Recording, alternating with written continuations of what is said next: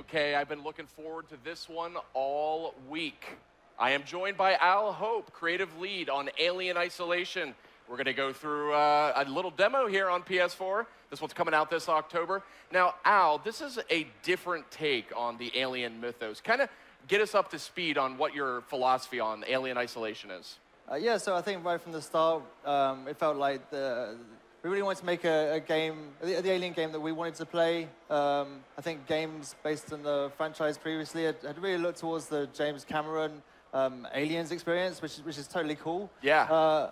But I think we really wanted to really go back to Ridley Scott's kind of original vision, back to the sort of haunted house in space.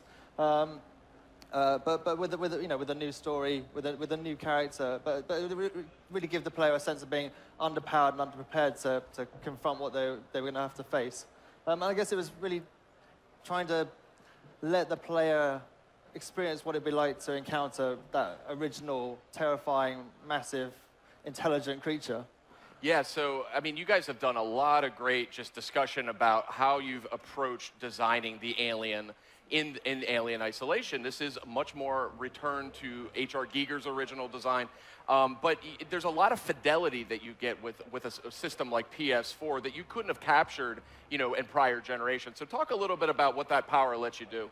Yeah, I mean, that's the thing. I think, one of the great things about Alien is this really amazingly realized world. It's really, I think one of the sort of greatest things about Alien is it's really, really believable, right? It's 35 years old this year, but I think we could watch it right now and still get an emotional reaction out of it because it's just so well crafted. It's a real testament to the sort of cinematic and creative work that went into that film. And so I think, we want to stay really true to that original spirit. And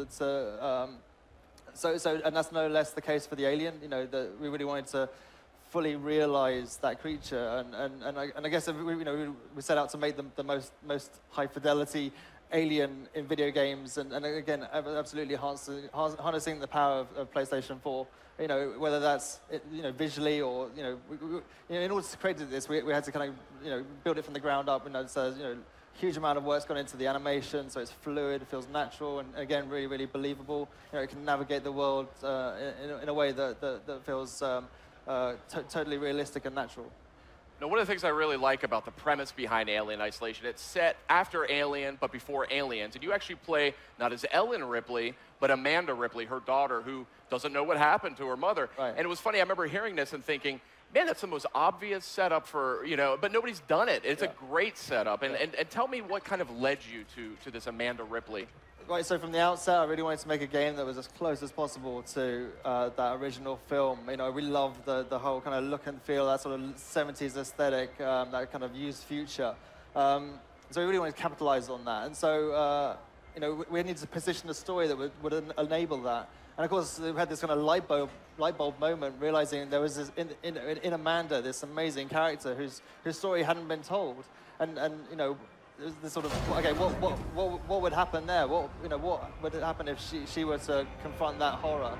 And so I think from that moment on, and with Fox's blessing, there was only really one option, and that was to play as Amanda Ripley. Good choice. Now we're getting a look here at some PS4 gameplay. Very richly detailed environment, and I see some bad news, I think, just outside that locker. Tell me a little bit about how Amanda Ripley, or the player, interacts with the alien.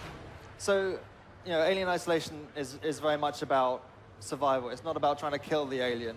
And so that sort of shift in emphasis really makes the player have to really think about the world around them, really using the environment to their advantage. And so here, they're hiding in a locker. It's a very basic interaction, but it might just save you, and in that case, it did.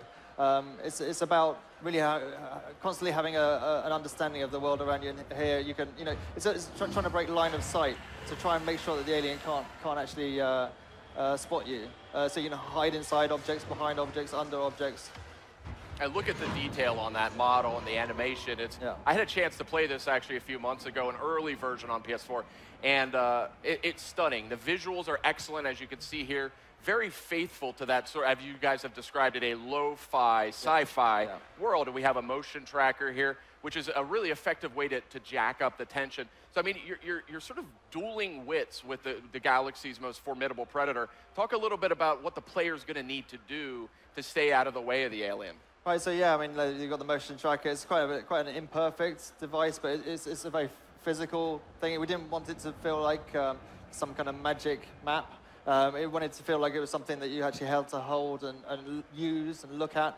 At the same time, we also give the player, there's a crafting system, so as you navigate through the world and explore and you find objects, you can put these components together to build tools and devices which, if used at the right time, in the right place, might change the odds. So, for example, there's this strange contraption we call the noisemaker, which is 2 speakers with a bit of circuitry, and if you throw that in the world, it starts making this really strange sounds, but that will attract the attention of anything around, and that might give you the chance to slip through.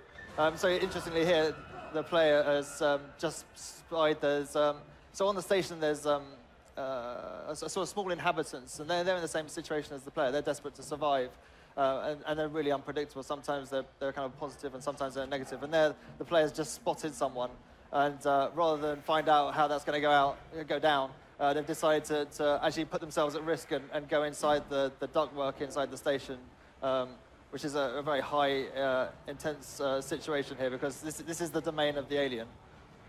So one of the things that impressed me when I played the game was the alien, actually, the artificial intelligence. You guys actually have an interesting approach to this. The alien actually has senses. You sort of simulate how the alien behaves. Talk a little bit about that. Yeah, so I mean, I think from the start, we knew that if the alien was scripted, if it was on a preset pattern or a path, then for the player, it would start to, the scariness would start to diminish as you'd start to learn the pattern. And so we realized early on that this creature was going to have to use its senses of sight and sound to just drive its own behavior. So, as much as possible, we try and step back and just create a space and let the alien inhabit that world. And so when you're playing, it's very dynamic and reactive. And every time you play, it's a different experience. Everyone has a different story as to how they survive, because it's completely unpredictable.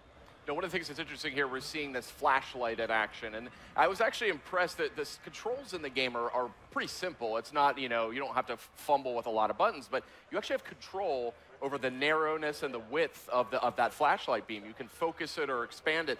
Talk about how that factors into gameplay. Well, so light's really important. The station is this very broken environment, and so being able to navigate your way is a really important part of the game.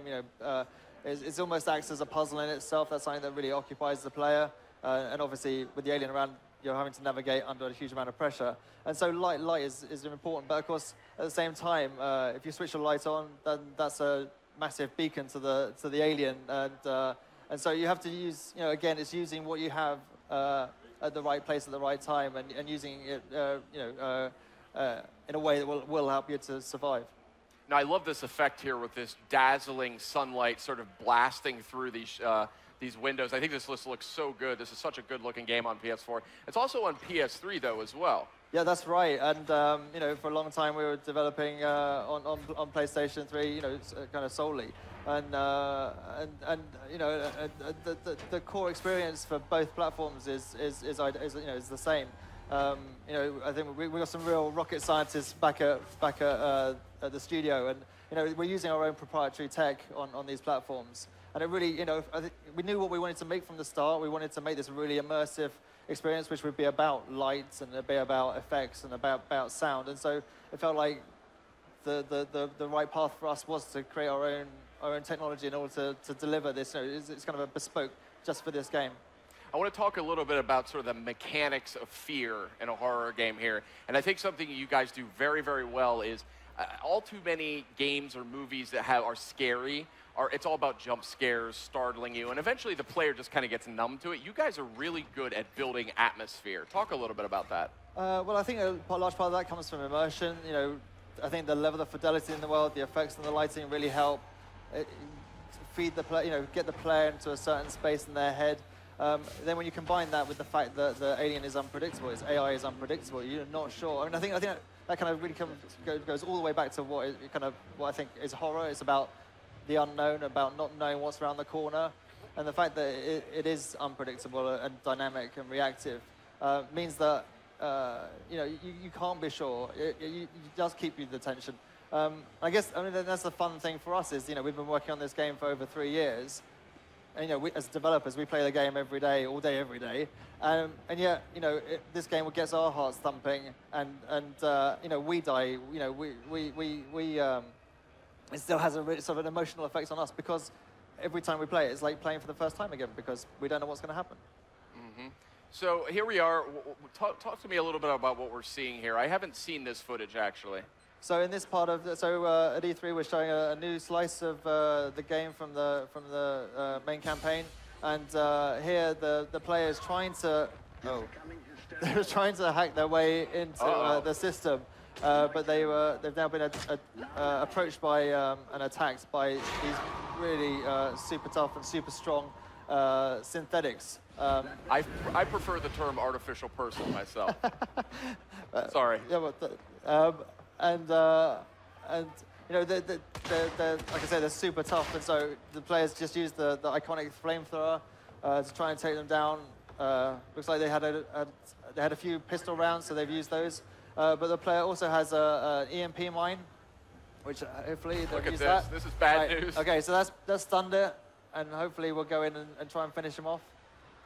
Now, these synthetics, as we've seen from the first film and from the second, are quite tough. Yeah, I mean, so the station is run by a different corporation. It's run by Seegson, which is a new part of the universe. They're nowhere near as advanced as Wayne Yutani, so this is their version of. Well, they can't produce androids at the same level as Ash, and so this is their kind of much more back to basics version. Like I said, you know, earlier, you know. During the game, they are positive, and they help the player, but it's unpredictable. You're not sure which way they're going to go. Now, I did see a handgun come out there at one point to shoot the synthetic, it looked like. I'm assuming if you try that against the alien, that's not going to get you too far. No, that's not going to be very effective at all. I mean, you know, I think the interesting thing for us is putting these things in the world and just letting the player choose how they use them.